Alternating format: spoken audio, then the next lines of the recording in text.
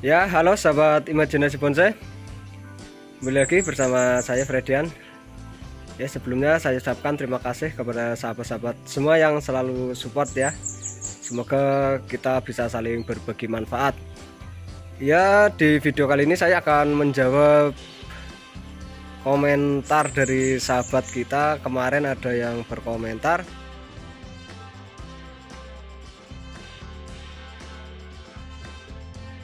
untuk mahkota pada bonsai itu, kalau kita bahas itu nggak ada habisnya. Jadi mahkota itu ditentukan sesuai gerak dasar pohon ya, gerak dasar pohon. Jadi kalau kita mungkin akan buat tutorialnya, itu harus banyak sekali konsep dan gaya yang harus dibahas, karena setiap gaya itu berbeda-beda tata letaknya mahkota. Nah, jadi sulit sekali ya untuk membuat tutorialnya cara membuat mahkota. Nah, padahal cara membuat mahkota itu banyak sekali. Jadi seperti misal gaya casket mahkotanya seperti apa, gaya formal seperti apa, informal seperti apa, tegak meliuk seperti apa, dan seterusnya sahabat. Jadi kemungkinan membuat tutorial cara membuat mahkota itu akan sangat banyak sekali dan tidak akan ada habisnya kalau kita bahas. Nah, jadi poin yang paling utama kenapa kebanyakan membuat tentang tutorial akar, gerak dasar. Nah, sebenarnya nanti untuk penentuan mahkota pada bonsai itu akan bisa dengan sendirinya, yaitu mengikuti seiring kita belajar ya. Misal sekarang kita belajar program akar, terus gerak dasar, terus percabangan. Nah, nanti di situ kita tanpa kita sengaja pun kita bisa menentukan konsep mahkota. Jadi seperti itu ya sahabat. Nah, jadi di video ini juga akan sedikit saya berikan contohnya ya, contoh saja supaya sahabat bisa paham. Oke, langsung. Oke sahabat. Nah, di sini juga akan sedikit saya sharingkan ya tentang mahkota menurut pengalaman saya. Ya, karena saya juga masih belajar, kemungkinan kurang jelas atau kurang pas dengan sahabat, mohon dimaafkan. Nah, ini saya akan sharing berdasarkan pengalaman saya saja ya. Nah, untuk membuat mahkota ini di pohon tegak meliuk ya. Ini pohon tegak meliuk.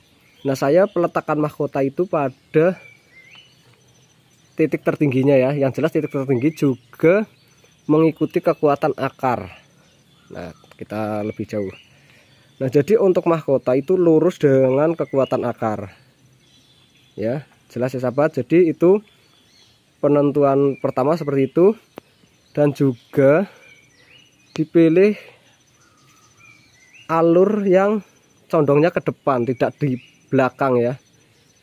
Nah, contoh seperti ini. Nah, itu kan jelas alurnya ke bawah lebih condong ke depan. Nah, karena ini muka dari sebelah sini. Oke, kita lihat. Nah, jadi yang nampak di depan tidak mengikuti cabang yang ini ya. Kalau kita membuat mahkotanya dengan cabang yang ini, nah itu namanya terbelakang. Jadi poinnya pilih yang depan ya sahabat. Nah, itu sedikit yang saya sharingkan seperti itu. Ini untuk di pohon tegak meliuk ya. Yang penting mengikuti, kalau tegak meliuk itu seperti ya formal ya, tegak ya, masih tegak. Jadi untuk titik letak mahkota yang penting diusahakan lurus dengan kekuatan akar ya. Misal mahkotanya di sini tuh kan nggak pas. Nah, kenapa bahas mahkota itu nggak ada habisnya? Nah, akan saya berikan contoh lagi. Nah, ini dengan pohon surrealis ya, atau panorama. Itu kan ada beberapa mahkota yang banyak. Untuk penentuan mahkotanya seperti apa? Untuk penentuan mahkota yang tertinggi itu pilihlah pohon yang besar ya, yang paling ukurannya paling besar, juga lebih terdepan. itu mahkotanya paling tinggi, dan di sini ada beberapa mahkota. Ya, jadi kalau dibahas itu nggak ada habisnya sobat. Nah, jadi kenapa saya tekankan belajarlah sejak awal ya. Nah, karena kalau kita mengikuti dasarnya, misal dari program ke gerak dasar dan percabangan dan perantingan, itu tanpa kita pelajari mahkota, nanti kita akan dengan sendirinya tahu cara menempatkan mahkota. Itu yang saya pelajari seperti itu. Nah, ini ada beberapa mahkota. Usahakan di bagian yang tertinggi itu di pohon yang ukurannya paling besar. Dan kalau pohon panorama, usahakan itu yang besar itu nampak depan ya. Nah, di sini kita bisa hitung nih, ada beberapa mahkota. 1, 2, 3, 4 di belakang, 5. Banyak ini. Nah, itu sedikit sharing ya sahabat. Nah, juga ini ada lagi pohon sisir. Saya jelaskan ini dengan gaya twin ya, atau 2 pohon. Jadi ada pohon dan anak pohon ya. Seperti itu gambarannya. Nah, di sini juga terjadi 2 mahkota. Penentuan mahkota itu masih sama sobat. Nah, ini saya pilih yang condongnya itu ke depan. Nah, jadi tidak ambil yang terbelakang ke sana untuk dijadikan mahkota. Tetap pilih yang ke depan, karena muka dari nampak sini juga titik mahkota. Kita lihat lagi ya sobat. Titik mahkota ini mahkota ya.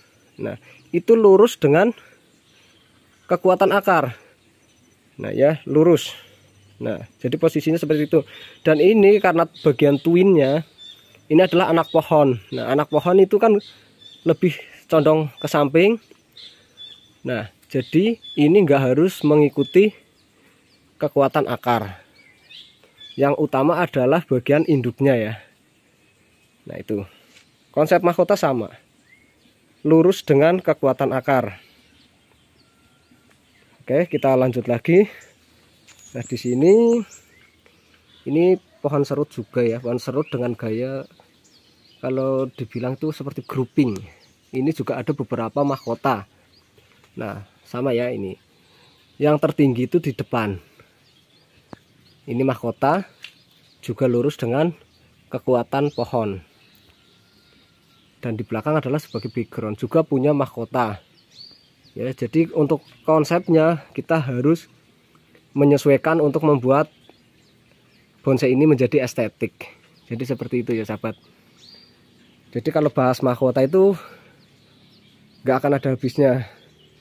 Dan ini pohon cascade ya, ini sempat saya buatkan videonya juga ya, membuat bonsai dari bahan yang sederhana itu bisa. Nah, kan sudah beda lagi kita membuat konsep mahkotanya kalau di pohon yang menggantung seperti ini sobat ya. Akarnya di atas, pohonnya menggantung. Nah, di sini saya ambil mahkotanya di area sini, nanti ke depan. Nah, kenapa kalau cascade ambil mahkotanya di sini nggak lurus dengan akarnya? Ini namanya pohon tumbang sudah ya, sudah air terjun lah bahasanya, air terjun ya biar jelas. Jadi untuk titik mahkota kita cari yang paling pas saja di sini, misal di sini ya. Nah, terus ada pengikut-pengikutnya semakin ke bawah. Nah, untuk mahkotanya tetap di area sini. Ini alurnya seperti ini. Tuh. Nah, ini mengikuti.